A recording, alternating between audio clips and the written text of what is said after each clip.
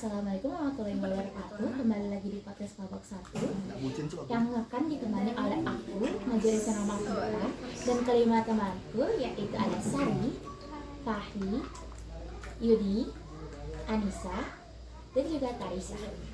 Nah guys, pada bulan September adalah bulan yang penting nih bagi sejarah Indonesia, karena pada tanggal 30 September 1965 terjadi pembantaian yang menewaskan 6 jenderal dan 1 perwira pangkat pertama secara tragis dan kejam karena jenazahnya dimasukkan ke dalam suatu lubang sumur di daerah Lubang Buaya, Jakarta Timur. Pembahasan kali ini itu tentang gerakan 30 SPKI. Yang pertama adalah apa sih yang melatar belakangi gerakan 30 SPKI? Mungkin aku mau cerita sedikit ya. Mungkin agak mundur sedikit ke belakang. Jadi pada masa revolusi itu sendiri, PKI ini merupakan salah satu partai yang bisa dibilang memiliki kekuatan politik yang cukup berpengaruh di pemerintahan Indonesia pada saat itu. Mereka bahkan bisa menempatkan kader-kadernya itu di posisi penting di pemerintahan. Salah satunya adalah Amir Syarifuddin. Dia tuh bahkan menjabat sebagai Perdana Menteri Indonesia pada saat itu. Namun semua ini tuh bermula pada saat masa kabinet Hatta, yang mana pada masa kabinet Hatta ini mereka tuh ingin mengurangi pengaruh gerakan kiri dari angkatan perang Indonesia. Jadi PKI ini mulai dikurangin, mulai mungkin kita bilang mereka merasa terkucilkan. Maka ini salah satu latar belakang juga bahwa mereka itu memiliki konflik dengan TNI AD. Lalu kemudian kita maju pada masa gerakan itu sendiri. PKI ini sendiri menggunakan suatu isu ya, mengabarkan isu yang mereka sebut dengan isu Dewan Jenderal, yang mana isu ini tuh berisi bahwa 7 jenderal Indonesia, jenderal besar Indonesia itu adalah pengkhianat bangsa ya. Jadi mereka menyampaikan isu ini untuk bisa dibilang memecah belah bangsa ini agar mudah untuk mereka melaksanakan kudeta mereka tersebut. Ditambah lagi dengan rumor sakitnya Soekarno yang menjadi pemicu utama mengapa mereka mulai menyebarkan isu Dewan Jenderal ini. Ya, selain dari isu sudah ada beberapa tujuan yang sebenarnya melatar belakangi PKK itu berada di bawah tersebut, dan tujuan itu yang pertama mereka ingin menghancurkan negara kesatuan Republik Indonesia (NKRI) dan dijadikan sebagai negara komunis. Kemudian yang kedua, mereka ingin meningkatkan angkatan darat dan berebut kekuasaan pemerintahan. Kemudian itu mereka juga ingin mewujudkan sistem PKI, yang menjadikan ideologis dalam bentuk sistem pemerintahan digunakan sebagai alat untuk mewujudkan masyarakat komunis. Kemudian mereka juga ingin mengganti ideologi Pancasila menjadi ideologi komunis, dan yang terakhir kudeta yang dilakukan pada Presiden Soekarno kala kegiatan komunisme nasional. Jadi selain latar belakang tersebut, mereka itu mempunyai tujuan kuat, tujuan yang membuat mereka melakukan gerakan tersebut. Oke, kalau itu adalah latar belakangnya, kira-kira apa sih dampak gerakan 30 SPKI itu setelah kejadian tersebut? Mungkin Sari bisa menjawab. Oke Iwa, jadi dampak setelah G30 SPKI bagi sosial politik itu yang pertama, secara politik nih, lahir peta kekuatan politik baru, yaitu Tentara Angkatan Darat. Lalu yang kedua, Desember 1965, PKI itu telah hancur sebagai kekuatan politik di Indonesia. Yang ketiga, kekuasaan dan pamar politik Presiden Soekarno itu sudah meredup. Dan yang terakhir, secara sosial ada penangkapan dan pembunuhan atas orang-orang PKI atau dianggap PKI yang tidak seluruhnya melalui proses pengadilan dengan jumlah yang cukup banyak. Oke. Seperti yang kita tahu kan, gerakan 30 SPKI itu tragedi yang sangat kejam ya, karena banyak menewaskan orang, terus menimbulkan keresahan juga kerugian nih bagi bangsa Indonesia. Kira-kira ada nggak sih hikmah gerakan 30 SPKI itu untuk sekarang?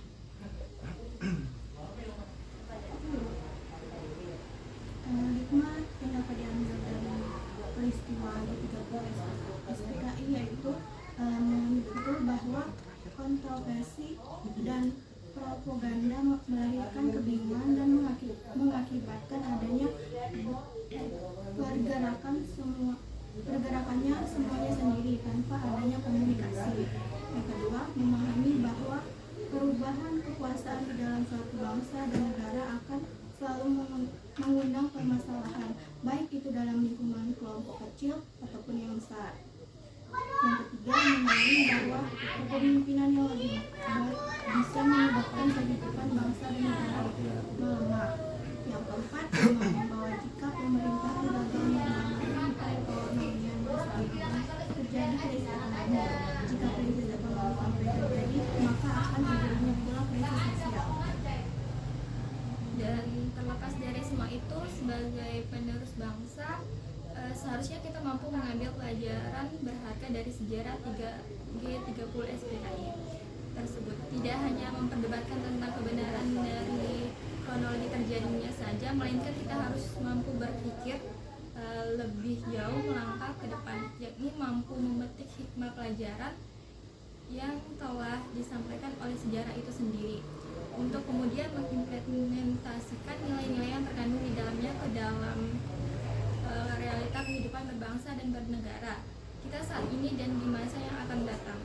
Setidaknya dari tragedi G30 SPKI ini kita mendapatkan pelajaran bahwa terjadinya perebutan kekuasaan di dalam suatu bangsa dan negara akan selalu mengundang permasalahan, baik itu dalam lingkungan kelompok kecil maupun kelompok besar. Oke, kan kita tahu nih G30 SPKI kan udah lama berakhir. Tapi menurut kalian kira-kira masih ada nggak sih sisa-sisa PKI sampai sekarang? Karena ada rumor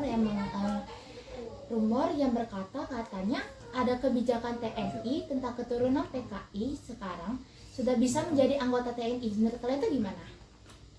Terkait kebijakan tersebut ya, kalau menurut pendapat saya sih itu boleh-boleh aja gitu, karena apa ya, kayak ya sesuai dengan butir-butir Pancasila gitu, kayak sila kelima di mana keadilan sosial bagi seluruh rakyat Indonesia tuh kan kayak gimana ya, kayak nggak adil aja tuh, kayak itu tuh dosa yang dilakukan mungkin oleh nenek moyangnya, dan mereka tuh juga, kita sebagai manusia itu nggak bisa gitu kayak nentuin kita bakal lahir di mana dan kayak gimana, sedangkan nggak adil aja, jadi kayak semua orang bisa untuk jadi TNI atau apa, cuman mereka yang nggak bisa memilih di mana mereka bakal lahir, jadi nggak bisa buat bercita-cita menjadi seorang TNI. Ya, kalau aku sendiri sih, aku setuju sih untuk poin dari sila kelima itu, karena semua orang itu punya hak gitu ya untuk memilih dari mereka sendiri. Ya, mereka tidak bisa memilih terakhir dari mereka siapa, gitu kan, dari garis dengan siapa. Terlalu tidak adil bagi mereka itu kalau harus dibatasi hanya karena darah keturunan yang mereka bahkan sendiri itu tidak ingin. Kalau bisa tuh mereka tidak ingin gitu. Mungkin untuk masyarakat mungkin yang kurang setuju dengan kebijakan ini, mereka juga tidak sepenuhnya salah, karena mengingat kita sebagai bangsa itu harus benar-benar alergi gitu terhadap apapun hal yang berkaitan sama PKI, karena dari hal-hal kecil bisa saja jadi sumber utama kebangkitan PKI ini.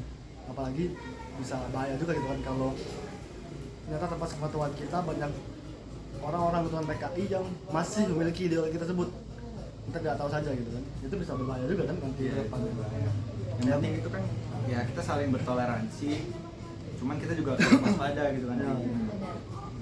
Oke, mungkin kalian agak tegang ya kelihatannya, mungkin bisa santai, chill. Nah, kalau kita tahu nih, kita udah aman nih ya, udah nggak ada disintegrasi di Indonesia. Tapi nih, kalau semisalkan ada lagi kejadian yang menyerupai gerakan G30 SPKI, kira-kira cara apa sih untuk menghadapi hal tersebut? Kalau misalnya gerakan itu bangkit lagi, atau mungkin apa cara untuk mencegahnya gitu? Oke, Wah, jadi cara mencegahnya tuh seperti menumbuhkan sikap toleransi. Jadi itu harus saling menghargai lah dengan perbedaan yang ada. Terus yang kedua, kita harus berpegang teguh pada prinsip dan dasar negara yang tertuang dalam Pancasila. Kalau dari kita sendiri itu untuk mencegahnya gitu ya, mungkin bisa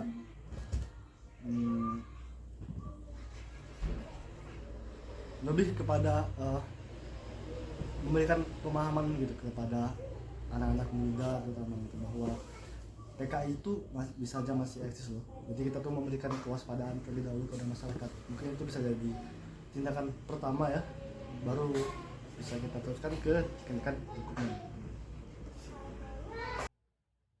Kalau Anissa gimana nih cara untuk mencegahnya atau menghadapi gerakan 30 SPKI kalau misalnya mereka bakal bangkit lagi?